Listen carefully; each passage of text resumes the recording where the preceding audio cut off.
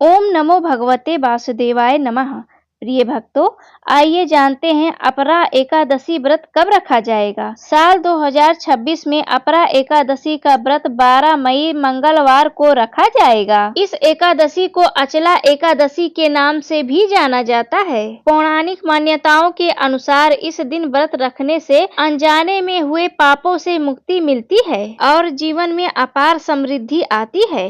आइए जानते हैं व्रत रखने का शुभ मुहूर्त और दिन। एकादशी तिथि प्रारंभ 11 मई 2026 को शाम 5:45 से प्रारंभ होगी। एकादशी तिथि समाप्त 12 मई 2026 को शाम 5:20 तक समाप्त हो जाएगी। उदया तिथि के अनुसार 12 मई 2026 को ही व्रत रखा जाएगा। पारण करने का समय 13 मई को सुबह 5:32 से 8:14 के बीच में किया जाएगा। आइए जानते हैं पूजा करने की विधि। ब्रह्म मुहूर्त में स्नान। सूर्य उदय से पहले उठकर स्नान करें और पीले रंग के वस्त्र धारण करें। भगवान विष्णु की प्रतिमा के सामने हाथ में जल लेकर व्रत का संकल्प लें। भगवान विष्णु को गंगा जल से अभिषेक कराएं। उन्हें पीले फूल, अक्षत, तुलसी दल और नैवेद्य भोग लगाकर आरती करें। धूप दीप जरूर करें। घी का दीपक जलाएं। विष्णु सहस्र नाम का पाठ करें। ओम नमो भगवते वासुदेवाय मंत्र का जाप करें। इस दिन अपरा एकादशी व्रत कथा जरूर पढ़ें या सुनें।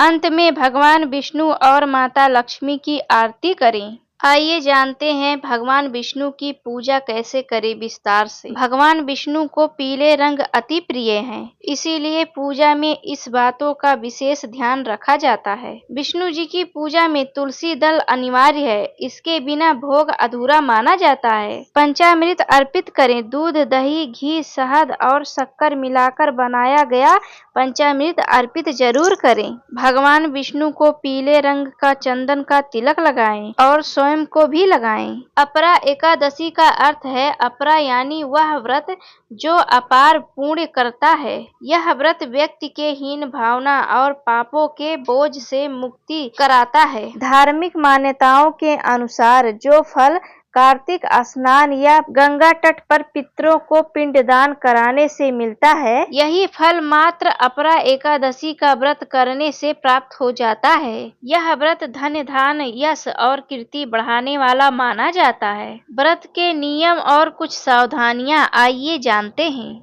एकादशी के दिन घर में चावल का प्रयोग करना वर्जित माना जाता है। इस दिन ब्रह्मचर्य का पालन करें। मन में किसी के प्रति ईर्ष्या या घृणा न करें। एकादशी के अगले दिन यानी द्वादशी को ब्राह्मणों या जरूरतमंदों को भोजन कराकर दान दक्षिणा देने के बाद ही व्रत खोलें। तो भक्तों, आप सबको यह जानकारी कैसी लगी कमेंट बॉक्स में जरूर बताएं और अपने चैनल श्याम किशोरी को लाइक सब्सक्राइब जरूर करें। तो सभी प्रेम से बोलो ओम नमो भगवते वासुदेवाय नमः।